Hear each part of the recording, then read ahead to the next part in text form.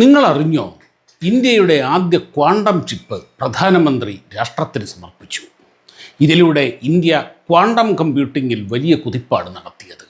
കൂടാതെ 2023 ആരംഭിച്ച 6000 കോടി രൂപയുടെ വൻ പദ്ധതിയായ നാഷണൽ ക്വാണ്ടം മിഷൻ്റെ ഭാഗമായി ബാംഗ്ലൂർ IISc അഥവാ ഇന്ത്യൻ ഇൻസ്റ്റിറ്റ്യൂട്ട് ഓഫ് സയൻസിൽ നടക്കുന്ന ഗവേഷണം ഒരു സുപ്രധാന നാഴികക്കല്ല് പിന്നിട്ടിരിക്കുന്നു. പ്രൊഫസർ ചന്ദ്രശേഖരൻ്റെ നേതൃത്വത്തിലുള്ള ടീം ക്വാണ്ടം കമ്പ്യൂട്ടിങ്ങിൻ്റെ അടിസ്ഥാനമായ ഫോട്ടോൺ ബേസ്ഡായ ക്യൂബിറ്റുകൾ നിർമ്മിച്ച് വലിയ മുന്നേറ്റം നടത്തിയെന്ന വാർത്ത ഭാരതീയൻ എന്ന നിലയിൽ അഭിമാനം നിറയ്ക്കുന്നതാണ്. സാധാരണ കമ്പ്യൂട്ടറുകളിൽ വിവരശേഖരണവും ഓപ്പറേഷനുകളും നടത്തുന്നത് ബൈറ്റുകൾ കൊണ്ടാണെങ്കിൽ ക്വാണ്ടം കമ്പ്യൂട്ടറിൽ തികച്ചും വ്യത്യസ്തമായി ക്വാണ്ടം ലെവലിലുള്ള ക്യൂബിറ്റുകൾ കൊണ്ടാണ് ഇത് നിർവഹിക്കുന്നത്. അതുകൊണ്ട് തന്നെ ക്യൂബിറ്റുകൾ ഫിസിക്കലി ഉണ്ടാക്കുക എന്നതാണ് ക്വാണ്ടം കമ്പ്യൂട്ടിങ്ങിലെ ഏറ്റവും ബേസിക്കായ കാര്യം. നമുക്കിന്ന് ഈ വിഷയത്തെപ്പറ്റി സംസാരിച്ചാലോ? സംഗതി ക്വാണ്ടം ഫിസിക്സാണ്. കോമൺ സെൻസ് കൊണ്ടും നമ്മുടെ കോമൺ ലോജിക്ക് കൊണ്ടും ചിന്തിച്ചാൽ കിളി പാറും. അതുകൊണ്ട് കോമൺ സെൻസൊക്കെ തൽക്കാലം എടുത്ത് തട്ടിൻപുറത്ത് വെച്ചിട്ടേ ക്വാണ്ടം ഫിസിക്സ് പഠിക്കാൻ ഇറങ്ങാവൂ എന്നൊരു മുൻകൂർ ജാമ്യം ആദ്യം തന്നെ എടുക്കുകയാണ്. അപ്പോൾ റെഡിയല്ലേ? പ്രിയപ്പെട്ട കൂട്ടുകാർക്ക് നമസ്കാരം. സയൻസ് കോർണറിൻ്റെ പുതിയ വീഡിയോയിലേക്ക് എല്ലാവർക്കും സ്വാഗതം. നിങ്ങൾ നൽകി വരുന്ന വിലയേറിയ പിന്തുണയാണ് ഈ ചാനലിൻ്റെ ജീവൻ.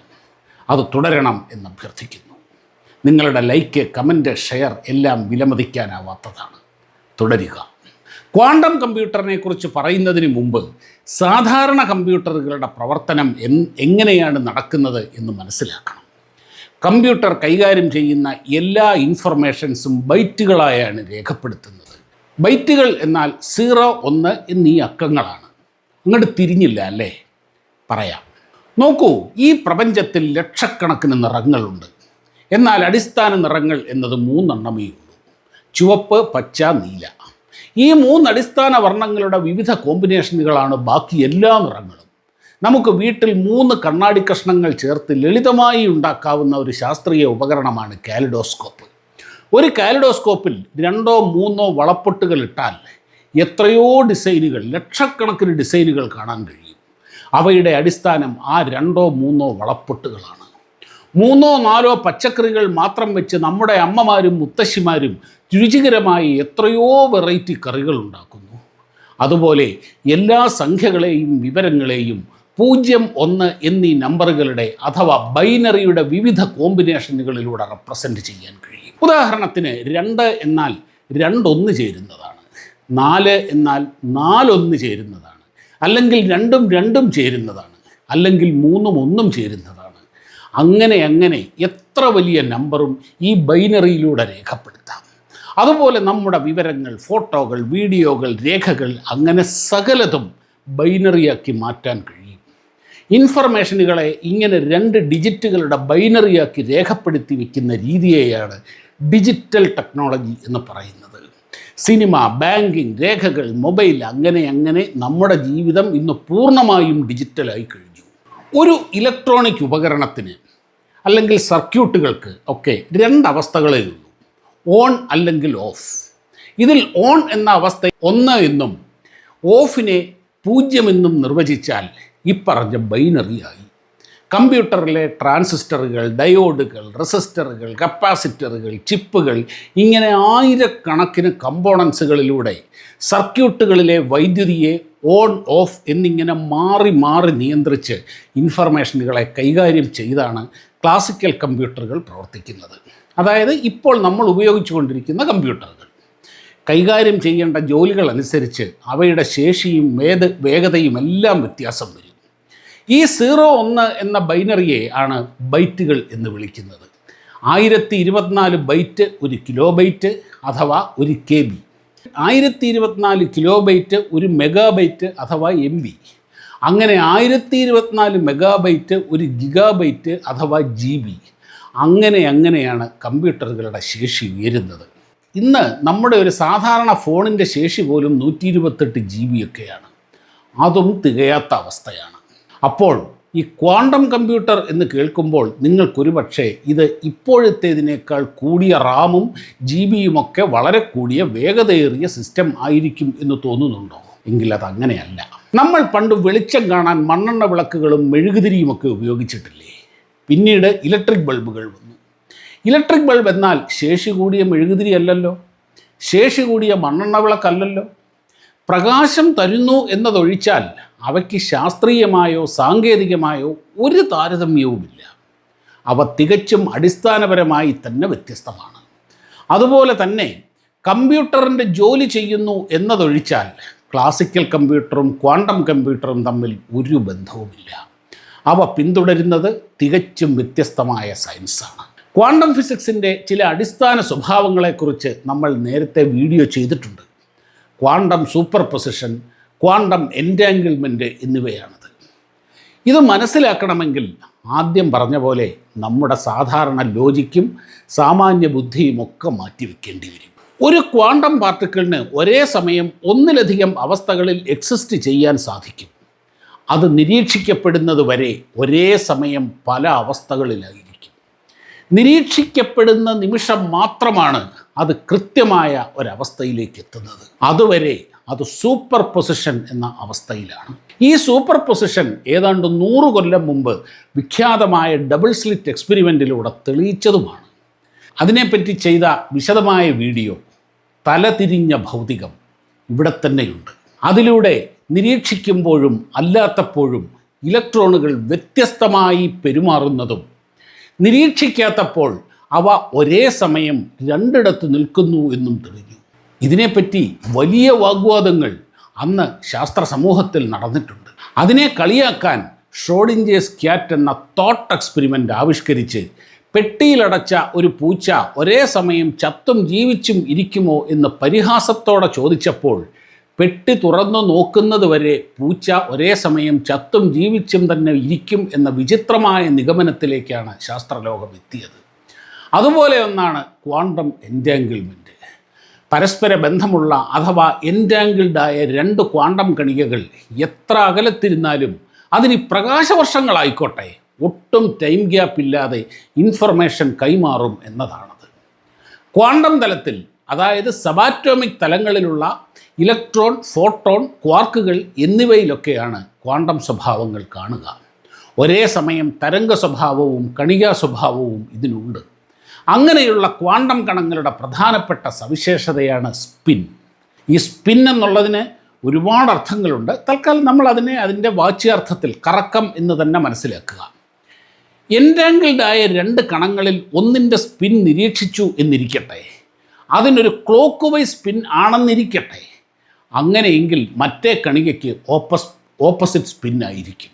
ഇനി എത്ര പ്രകാശവർഷങ്ങൾ അകലെയാണെങ്കിലും ഒരിടത്ത് നിരീക്ഷിക്കുമ്പോൾ താൻ നിരീക്ഷിക്കപ്പെടുന്നു എന്ന വിവരം മറ്റേ പാർട്ടിക്കിളിലേക്ക് കൈമാറപ്പെടുന്നു, അതും പ്രകാശത്തേക്കാൾ വലിയ വേഗതയിൽ.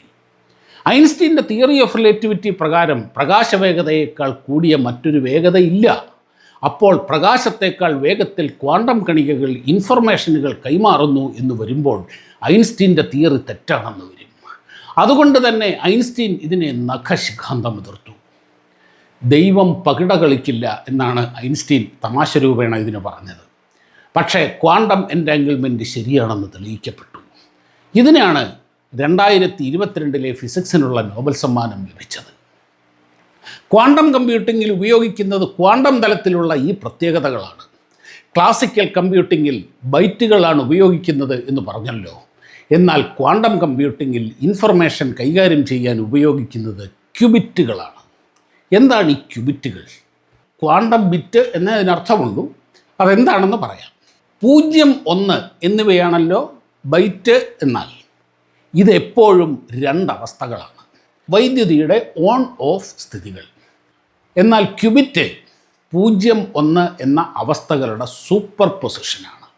അതായത് ഇത് രണ്ടും എപ്പോഴും കൂടിക്കുഴഞ്ഞ സൂപ്പർ പൊസിഷനിലായിരിക്കും. നമ്മൾ നിരീക്ഷിച്ചാൽ മാത്രം ഏതെങ്കിലും കൃത്യമായ ഒരു പൊസിഷൻ കൈക്കൊള്ളുകയും ചെയ്യും. മനസ്സിലായില്ല അല്ലേ? പറയാം. നമ്മളൊരു നാണയം ടോസ് ചെയ്യുന്നു എന്ന് കരുതുക. ആ കോയിൻ വായുവിലൂടെ അതിവേഗം കറങ്ങിക്കൊണ്ടിരിക്കുമ്പോൾ അത് ഹെഡാണോ ടെയിലാണോ എന്ന് പറയാൻ കഴിയുമോ? ഇല്ലല്ലോ. അതിനെ സൂപ്പർ പൊസിഷൻ എന്ന് പറയാൻ കഴിയില്ലെങ്കിലും മനസ്സിലാക്കാൻ ഉപയോഗിക്കാം. എന്നാൽ ആ കോയിൻ കയ്യിൽ വന്ന് പതിക്കുന്ന നിമിഷം നാം നിരീക്ഷിക്കുമ്പോൾ അത് ഹെഡോ ടെയിലോ ഏതെങ്കിലും ഒരവസ്ഥ എത്തുകയും ചെയ്യും. ക്വാണ്ടം കമ്പ്യൂട്ടിങ്ങിൽ ഇതിനുപയോഗിക്കുന്നത് ഇലക്ട്രോണുകളുടെയോ ഫോട്ടോണുകളുടെയോ സ്പിൻ, പോളറൈസേഷൻ എന്നിവയാണ്. നിരീക്ഷിക്കുന്നതുവരെ എല്ലാ ദിശകളിലേക്കും ഒരുപോലെ സ്പിൻ ചെയ്തിരുന്ന ഇവ നിരീക്ഷിക്കുമ്പോൾ മാത്രം കൃത്യമായൊരവസ്ഥയിലേക്ക് സ്പിന്നാകുന്നു. ഇതിനോട് എൻറ്റാങ്കിൾ ചെയ്തിരിക്കുന്ന പാർട്ടുകൾ അപ്പോൾ എതിർദിശയിൽ സ്പിൻ ചെയ്യാനുള്ള ഇൻഫർമേഷൻ പോകുന്നു, അതും അതിവേഗതയിൽ. ഇവിടെ നിരീക്ഷണത്തിനനുസരിച്ചുള്ള ഇൻഫർമേഷൻ കൈമാറ്റം നടക്കുന്നു. അതിനനുസരിച്ച് ക്യൂബിറ്റുകൾ അറേഞ്ച് ചെയ്യപ്പെടുന്നു. എൻറ്റാങ്കിൾഡായ മറ്റൊരു സിസ്റ്റം ഈ പ്രപഞ്ചത്തിൻ്റെ ഏതു കോണിലിരുന്നാലും അവ പരസ്പരം കമ്മ്യൂണിക്കേറ്റ് ചെയ്യപ്പെടുന്നു. മനസ്സിലാക്കാൻ വേണ്ടി മറ്റൊരു ഉദാഹരണം പറയാം. നമുക്കൊരു സാമ്പാർ ഉണ്ടാക്കണം. സാമ്പാറിന് വേണ്ട കഷ്ണങ്ങൾ അരിഞ്ഞ മല്ലിപ്പൊടി, മുളക് പൊടി, സാമ്പാർ പൊടി, ഉപ്പ് എല്ലാം തയ്യാറാക്കി സാമ്പാർ പരിപ്പ് വേവിച്ച് അതിലേക്ക് കഷ്ണങ്ങളും മസാലയും വേവിച്ച് അവസാനം കടുക് വറുത്തെടുക്കുന്നു. ഇതിനെല്ലാം കൂടി എത്ര സമയമെടുക്കും? എന്നാൽ റെഡിമെയ്ഡ് സാമ്പാർ കിറ്റ് വാങ്ങാൻ കിട്ടുമല്ലോ. അതിൽ ഇപ്പറഞ്ഞതെല്ലാം ചേർത്തിട്ടുണ്ട്. അഥവാ അതെല്ലാം എൻറ്റാങ്കിൾഡായ സൂപ്പർ പൊസിഷനിലാണ്. ആ കവറിനെ 2 മിനിറ്റ് ചൂടുവെള്ളത്തിൽ ഇറക്കി വെച്ചാൽ സാമ്പാർ റെഡി. ആദ്യം പറഞ്ഞത് ക്ലാസിക്കൽ കമ്പ്യൂട്ടിംഗ് ആണെങ്കിൽ രണ്ടാമത്തെ ക്വാണ്ടം കമ്പ്യൂട്ടിംഗ് ആണ്. ഇതിങ്ങനെയൊന്നും അല്ല കേട്ടോ. സാധാരണ ലോജിക്ക് വെച്ച് മനസ്സിലാക്കാൻ മറ്റൊരു ഉദാഹരണം പറഞ്ഞു എന്ന് മാത്രം. ക്ലാസിക്കൽ കമ്പ്യൂട്ടറുകളിൽ 0, 1 എന്നിവയെ വൈദ്യുതിയുടെ ഓൺ ഓഫ് ആയി കണക്കാക്കി വൈദ്യുത പ്രവാഹത്തെ നിയന്ത്രിച്ചാണ് അതെല്ലാം സാധിക്കുന്നതെന്ന് പറഞ്ഞല്ലോ. ഇവയാണ് ബൈറ്റുകൾ. എത്ര ബൈറ്റുകൾ ഒരേ സമയം കൈകാര്യം ചെയ്യാൻ കഴിയുന്നു എന്നതിനനുസരിച്ചാണ് കമ്പ്യൂട്ടറിൻ്റെ ശേഷി തീരുമാനിക്കുന്നത്. ഓൺ ഓഫ് എന്നിവ ഫിസിക്കൽ പ്രക്രിയ ആയതുകൊണ്ട് വലിയ ഡേറ്റകൾ കൈകാര്യം ചെയ്യാൻ കൂടുതൽ സമയം വേണ്ടിവരും. വീഡിയോ എടുക്കുന്നവർക്കും എഡിറ്റർമാർക്കും ഒക്കെ അനുഭവമുള്ള ഒരു കാര്യമാണ് വീഡിയോയുടെ റെൻഡറിങ് അഥവാ എക്സ്പോർട്ടിങ്. എഡിറ്റിംഗ് കഴിഞ്ഞുള്ള ഫൈനൽ ഔട്ട് വീഡിയോയായി മാറാൻ വീഡിയോയുടെ നീളം, ക്വാളിറ്റി ഒക്കെ അനുസരിച്ച് പലപ്പോഴും മണിക്കൂറുകൾ വേണം. പലപ്പോഴും നമ്മുടെ സിസ്റ്റം ഓണായി വരണമെങ്കിൽ ബൂട്ടിംഗ് ടൈം വേണമല്ലോ. കൂടുതൽ ഡേറ്റയുള്ള സിസ്റ്റമാണെങ്കിൽ ബൂട്ടിംഗ് ടൈം കൂടുതലായിരിക്കും. ഇത് ഇപ്പറഞ്ഞതുപോലെ ഓൺ ഓഫ് പ്രക്രിയകളിലൂടെ ബൈറ്റുകളായി, ബൈനറിയായി ഡാറ്റകൾക്ക് മാറുന്നതിനുള്ള സമയമാണ്. ഇങ്ങനെ എത്ര ബൈറ്റുകൾ ഉണ്ട് എന്നതിനനുസരിച്ചാണല്ലോ കമ്പ്യൂട്ടറിൻ്റെ ശേഷി തീരുമാനിക്കുന്നത്. ഇപ്പോൾ ഒരു സാധാരണ ലാപ്ടോപ്പിലുള്ളത് 500 GB ഹാർഡ് ഡിസ്കും 8 GB റാമുമാണ്. അതായത് ലക്ഷക്കണക്കിന് അല്ല കോടിക്കണക്കിന് ബൈറ്റുകളുടെ കളിയാണ് ഒരു സാധാരണ കമ്പ്യൂട്ടറിൽ പോലും നടക്കുന്നത്. എന്നാൽ നിങ്ങൾക്കറിയാമോ സുഹൃത്തുക്കളെ, ഇപ്പോഴുള്ള ഒരു ക്വാണ്ടം കമ്പ്യൂട്ടറിൽ എത്ര ക്യൂബിറ്റുകളുണ്ടെന്ന്? 10 15 ക്യൂബിറ്റ്. ഏറ്റവും ശേഷിയുള്ള IBMൻ്റെ ക്വാണ്ടം കമ്പ്യൂട്ടറിൽ പോലും ഉള്ളത് 1000 ക്യൂബിറ്റുകളാണ്. 1000 കോഴിക്ക് അരക്കാട എന്ന് പറയുന്നത് പോലെ ലക്ഷക്കണക്കിന് ബൈറ്റുകളുടെ ജോലി ചെയ്യാൻ 10 15 ക്യൂബിറ്റുകൾ മതി. സാധാരണ ബൈറ്റുകൾ എന്ന് പറയുന്നത് ഏതൊരു ഇലക്ട്രോണിക് സിസ്റ്റത്തിൻ്റെയും 2 അവസ്ഥകളായ ഓൺ അല്ലെങ്കിൽ ഓഫ് എന്ന് പറഞ്ഞല്ലോ. വളരെ ലളിതമാണത്. എന്നാൽ ക്യൂബിറ്റുകൾ എന്നത് അങ്ങനെയല്ല. ക്വാണ്ടം ലെവലിലുള്ള കണികകൾ അത് നമുക്കിപ്പോൾ കൈകാര്യം ചെയ്യാൻ കഴിയുന്നത് 2 എണ്ണമാണ്: ഇലക്ട്രോണുകളും ഫോട്ടോണുകളും. ഫോട്ടോൺ എന്നാൽ പ്രകാശം തന്നെ. ഈ പാർട്ടിക്കിളുകളെ എൻറ്റാങ്കിൾ ചെയ്ത് സൂപ്പർ പൊസിഷനിലാക്കുക എന്നതാണ് ഇവിടുത്തെ ഏറ്റവും ശ്രമകരമായ ദൗത്യം. വളരെ വലിയ എനർജിയുള്ള ഒരു ഫോട്ടോണിനെ, ഈ ഫോട്ടോൺ എന്ന് പറഞ്ഞാൽ പ്രകാശ കണങ്ങളാണ്, ഈ ഫോട്ടോണിനെ ഒരു ന്യൂക്ലിയസുമായി ഇൻ്ററാക്റ്റ് ചെയ്യിച്ചാൽ അത് ഒരു ഇലക്ട്രോണും പോസിട്രോണുമായി മാറും. പോസിട്രോൺ എന്നാൽ ഇലക്ട്രോണിൻ്റെ അതേ മാസുള്ള എന്നാൽ ഓപ്പോസിറ്റ് ചാർജുള്ള പാർട്ടിക്കിൾ. വേണമെങ്കിൽ പോസിറ്റീവ് ചാർജുള്ള ഇലക്ട്രോൺ എന്ന് പറയാം. ഇങ്ങനെ ഉണ്ടാകുന്ന ഇലക്ട്രോണും പോസിട്രോണും എൻറ്റാങ്കിൾഡാണ്. പക്ഷേ എൻറ്റാങ്കിൾഡ് പാർട്ടിക്കിളുകളെ ഉണ്ടാക്കിയത് കൊണ്ട് മാത്രം ക്യൂബിറ്റ് ആവില്ല. അതിൽ ഇൻഫർമേഷൻസ് എൻകോഡ് ചെയ്യാൻ കഴിയുമ്പോഴാണ് അവ ക്യൂബിറ്റുകളാകുന്നത്. ഇപ്പം വെറുതെ ഒരു പേപ്പറുകളുടെ എല്ലാം കൂടെ ഒരു കെട്ട് എടുത്തു വെച്ചാൽ അത് പുസ്തകമാകുമോ? ഒരു പേപ്പറിൻ്റെ ബ്ലാങ്ക് പേപ്പർ ബൈൻഡ് ചെയ്ത് വെച്ചാൽ അത് പുസ്തകമല്ല, പുസ്തകത്തിൻ്റെ രൂപമേ ഉള്ളൂ. എന്നാൽ ആ പേപ്പറുകളിൽ ഇൻഫർമേഷനുകൾ എഴുതിയോ അച്ചടിച്ചോ ചേർക്കുമ്പോൾ അവ പ്രയോജനമുള്ള ഒരു പുസ്തകമായി മാറും. ആ പേപ്പറുകളിൽ എഴുതാൻ കഴിയുന്നില്ലെങ്കിൽ അവ വെറും പേപ്പറുകളുടെ കെട്ട് മാത്രമാണ്. അതുപോലെ ഇൻഫർമേഷനുകൾ എൻകോഡ് ചെയ്യാൻ കഴിയുമ്പോഴേ ഒരു എൻറ്റാങ്കിൾഡ് പാർട്ടിക്കിൾ ക്യൂബിറ്റ് ആവുകയുള്ളൂ. ക്യൂബിറ്റുകൾ പല രീതിയിൽ ഉണ്ടാക്കാൻ കഴിയും.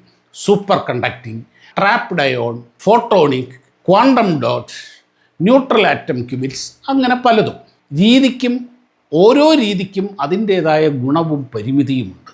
സൂപ്പർ കണ്ടക്ടിവിറ്റി മാഗ്നറ്റുകൾ ഉപയോഗിച്ച് മൈക്രോവേവുകളെ മാനിപ്പുലേറ്റ് ചെയ്യുമ്പോൾ അവിടെ സൂപ്പർ പൊസിഷനിലുള്ള ഇലക്ട്രോണുകൾ ഉണ്ടാകും.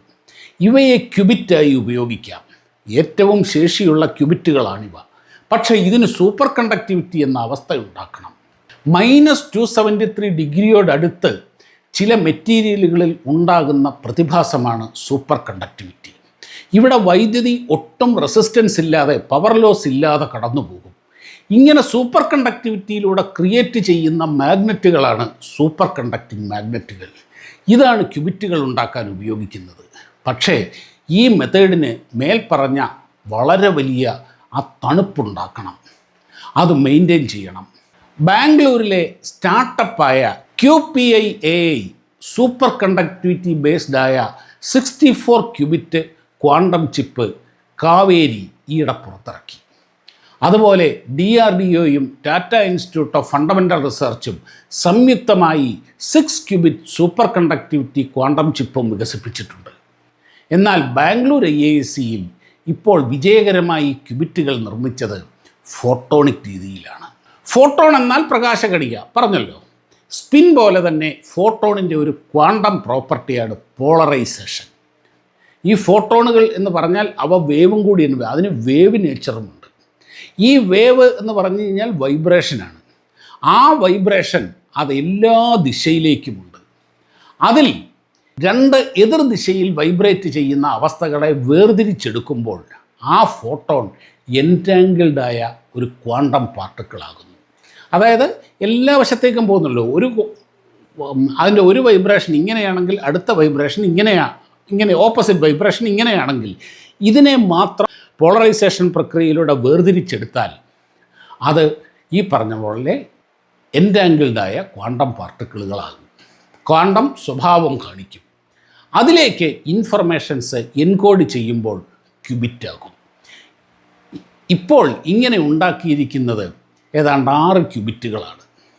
America, Russia, Canada, China, Germany, Japan, China, Australia, France, India എന്നീ രാജ്യങ്ങളാണ് ക്വാണ്ടം കമ്പ്യൂട്ടിംഗ് രംഗത്ത് ഗൗരവത്തോടെ പ്രവർത്തിക്കുന്നത്. ഈ രാജ്യങ്ങളിൽ എല്ലാം കൂടി ഇതുവരെ ഏകദേശം 10,000 ക്യൂബിറ്റുകൾ ഉണ്ടാക്കിയിട്ടുണ്ടാകും എന്നാണ് ഏകദേശ കണക്ക്. അതിൽ ഏതാണ്ട് പകുതിയും അമേരിക്കയിലാണ്. അപ്പോൾ നമ്മളിപ്പോൾ ഉണ്ടാക്കിയ ക്യൂബിറ്റുകളുടെ എണ്ണം എന്ന് പറയുന്നത് അത്ര മോശമൊന്നുമല്ല. അങ്ങനെയാണ് ഇന്ത്യയുടെ ആദ്യ 25 ക്യൂബിറ്റ് ക്വാണ്ടം ചിപ്പ് നിർമ്മിച്ചതും അത് കഴിഞ്ഞ ദിവസം പ്രധാനമന്ത്രി രാഷ്ട്രത്തിന് സമർപ്പിച്ചതും. എല്ലാം കൂടെ ആകെ കിളി പോയിട്ടുണ്ടാകും. ഈ കോമൺ സെൻസൊക്കെ മാറ്റി വെക്കണമെന്ന് എത്രയൊക്കെ പറഞ്ഞാലും നമ്മളൊക്കെ ജീവിക്കുന്ന പ്രായോഗിക ചുറ്റുപാടുകളിലെ കോമൺ സെൻസും കോമൺ ലോജിക്കുമൊക്കെ ഒരു ചിപ്പ് റീപ്ലേസ് ചെയ്യുന്ന ലാഘവത്തോടെ മാറ്റിവെച്ച് വേറൊരു ലോകത്തേക്ക് മാറാൻ നമ്മളാരും യന്ത്രന്മാരൊന്നും അല്ലല്ലോ, സാധാരണ മനുഷ്യരല്ലേ. ക്വാണ്ടം ഫിസിക്സ് മനസ്സിലാക്കാൻ ഒറ്റ മാർഗമേ ഉള്ളൂ. അതിനോടൊപ്പം ജീവിക്കുക, വർത്തമാനം പറയുക, ഇണങ്ങുക, പിണങ്ങുക. അങ്ങനെ നമ്മുടെ മനസ്സിനെ, തോട്ട് പ്രോസസ്സിനെയൊക്കെ ക്വാണ്ടം തലത്തിലേക്ക് ഉയർത്തുക. സമർപ്പണത്തോടെ പരിശ്രമിച്ചാൽ കുറേയൊക്കെ വിജയിക്കും. കഴിഞ്ഞ 10-30 വർഷമായി ഞാൻ ശ്രമിച്ചുകൊണ്ടിരിക്കുന്നു.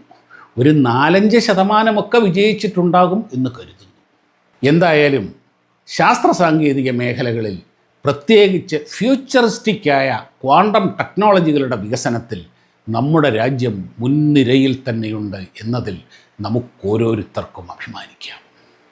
വീഡിയോ കണ്ട എല്ലാ സുഹൃത്തുക്കൾക്കും ഒരുപാട് നന്ദി. മറ്റൊരു വീഡിയോയുമായി കാണുന്നതുവരെ എല്ലാവർക്കും നമസ്കാരം.